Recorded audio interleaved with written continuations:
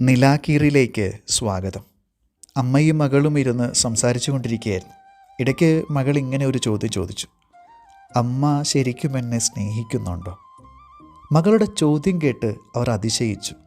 പിന്നീട് ഇങ്ങനെ പറഞ്ഞു: മോളെ, ഭൂമിയിൽ മറ്റാരെക്കാളും ഞാൻ സ്നേഹിക്കുന്നത് നിന്നെയല്ലേ. നിനക്ക് വേണ്ടിയല്ലേ ഞാൻ ജീവിക്കുന്നത്. ശരിയാണമ്മ, എൻ്റെ പേരിൽ വലിയൊരു തുക ബാങ്കിലുണ്ട്, വലിയൊരു വീട് പണിയുന്നുണ്ട്.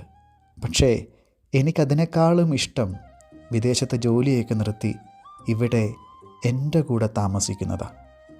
മകളത് പറഞ്ഞപ്പോൾ ആ സ്ത്രീ ഒരു നിമിഷം നിശ്ചലയായി. അപ്പോൾ അവരുടെ കണ്ണു നിറഞ്ഞു. സ്നേഹം കൊണ്ട് ചെയ്യുന്ന പ്രവൃത്തികൾ പോലെ തന്നെ പ്രധാനമാണ് സ്നേഹിക്കുന്നവരുടെ കൂടെ ഇരിക്കുന്നത്. ഇന്നത്തെ സുവിശേഷത്തിൽ അതിനോട് ചേർന്ന് പോകുന്ന ഒരു സന്ദർഭമാണ് നമ്മൾ കാണുന്നത്. യേശു ലാസറിൻ്റെ വീട്ടിലെത്തിയതായിരുന്നു. മർത്ത നല്ല തിരക്കിലായിരുന്നു. യേശുവിനെ ശുശ്രൂഷിക്കാൻ വേണ്ടി അവൾ പല പല കാര്യങ്ങൾ ചെയ്തുകൊണ്ടിരുന്നു. പക്ഷേ ഇതൊന്നും ചെയ്യാതെ, അവളെ സഹായിക്കുക പോലും ചെയ്യാതെ യേശുവിൻ്റെ അരികിലിരുന്ന് വർത്തമാനം പറയുന്ന മറിയത്തെ കണ്ടപ്പോൾ അവൾക്ക് ദേഷ്യം തോന്നി. അങ്ങനെയാണ് അവൾ മറിയത്തെക്കുറിച്ച് യേശുവിനോട് പരാതി പറഞ്ഞത്. പക്ഷേ അപ്പോൾ യേശു പറയുന്നത് മറിയം നല്ല ഭാഗം തിരഞ്ഞെടുത്തു എന്നാണ്. എന്താണ് മറിയം തിരഞ്ഞെടുത്ത നല്ല ഭാഗം? അത് യേശുവിൻ്റെ കൂടെ ഉണ്ടായിരുന്നു, കൂടെ ഇരുന്നു എന്നതാണ്. ഈ മർത്തായുടെ കഥയിൽ നമ്മൾ ശ്രദ്ധിക്കേണ്ടുന്ന 2 പ്രശ്നങ്ങളുണ്ട് എന്ന് തോന്നുന്നു. മർത്ത ചെയ്തതൊരിക്കലും തെറ്റായിരുന്നില്ല. അവൾ ചെയ്തതൊക്കെയും യേശുവിനോടുള്ള സ്നേഹം കൊണ്ടായിരുന്നു. പക്ഷേ അതിഥി സൽക്കാരം എന്നാൽ ഭക്ഷണമൊരുക്കൽ മാത്രമല്ലല്ലോ. ഗുരുവിനെ ഊട്ടുന്നതിലും പ്രധാനമല്ലേ അവിടുത്തെ കേൾക്കുന്നത്. കാര്യങ്ങൾ ചെയ്യുന്നതിൽ മാത്രം ശ്രദ്ധിച്ചപ്പോൾ മർത്തായ്ക്ക് യേശുവെന്ന അതിഥിയെ നഷ്ടപ്പെടുകയും അവൻ്റെ അരികിലിരിക്കുന്നതിലൂടെ ഉണ്ടാകുമായിരുന്ന ഗാഢമായ ബന്ധം സംഭവിക്കാതെ പോവുകയും ചെയ്തു എന്നതാണ് ഇവിടുത്തെ ഒന്നാമത്തെ പ്രശ്നം. രണ്ടാമത്തെ പ്രശ്നം കുറെ കൂടി സൂക്ഷ്മമാണ്. മർത്തായെ പോലെ നമ്മളും പലർക്കും വേണ്ടി പലതും ചെയ്യാറുണ്ട്. അവർക്ക് വേണ്ടി ഞാനിതൊക്കെ ചെയ്തു എന്ന് പറയുമ്പോൾ സ്വാഭാവികമായും നമുക്കൊരു സന്തോഷമുണ്ട്.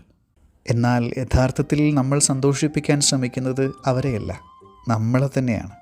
സ്നേഹമെന്നും ത്യാഗമെന്നും ലേബൽ ഒട്ടിച്ചുകൊണ്ട് ചെയ്തതിലേറെയും സ്വന്തം ഈഗോയെ തൃപ്തിപ്പെടുത്താൻ വേണ്ടിയായിരുന്നു എന്നുള്ളതാണ് വാസ്തവം.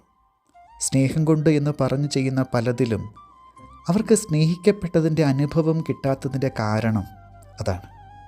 മനുഷ്യരുമായുള്ള ബന്ധത്തിൽ മാത്രമല്ല, ദൈവവുമായുള്ള ബന്ധത്തിലും ഇത് സംഭവിക്കുന്നുണ്ട്. നമ്മൾ ദേവാലയത്തിലേക്ക് പോകുന്നുണ്ട്, പള്ളി വൃത്തിയാക്കുന്നു, വായനകൾ പരിശീലിക്കുന്നു, വിശ്വാസ പരിശീലന ക്ലാസ് നടത്തുന്നു, ഗാനങ്ങൾ ആലപിക്കുന്നു, കാഴ്ചവയ്പ് നടത്തുന്നു. ഇതൊക്കെയും വേണ്ടതാണ്, നല്ലതുമാണ്. പക്ഷേ ലളിതമായൊരു ചോദ്യം ചോദിക്കട്ടെ. ദേവാലയത്തിൽ നിന്നും ഇതെല്ലാം കഴിഞ്ഞ് തിരിച്ചു പോകുമ്പോൾ എന്താണ് തോന്നാറുള്ളത്?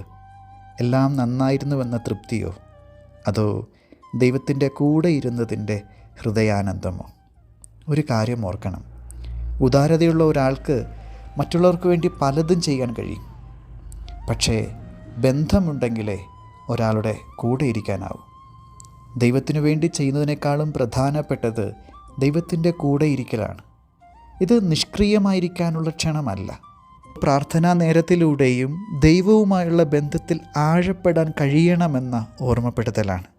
ഞാൻ എന്തു ചെയ്യുന്നു എന്നതിനേക്കാൾ എത്ര ആഴത്തിലാണ് ദൈവവുമായുള്ള ബന്ധം നിലനിർത്തുന്നത് എന്നതാണ് പ്രധാനം. സങ്കീർത്തനം 46:10 ഇങ്ങനെയാണ്: ശാന്തമാവുക, ഞാൻ ദൈവമാണെന്നറിയുക. പ്രാർത്ഥന ഒരു പ്രവർത്തനമല്ല, അനുഭവമാണ്. എത്ര പ്രാർത്ഥനകൾ ചൊല്ലി എന്നതിനേക്കാൾ എത്രത്തോളം ദൈവത്തിൻ്റെ സന്നിധിയിൽ ഇരിക്കാൻ കഴിഞ്ഞു, ആ സാന്നിധ്യം അനുഭവിച്ചു എന്നതാണ് പ്രധാനം.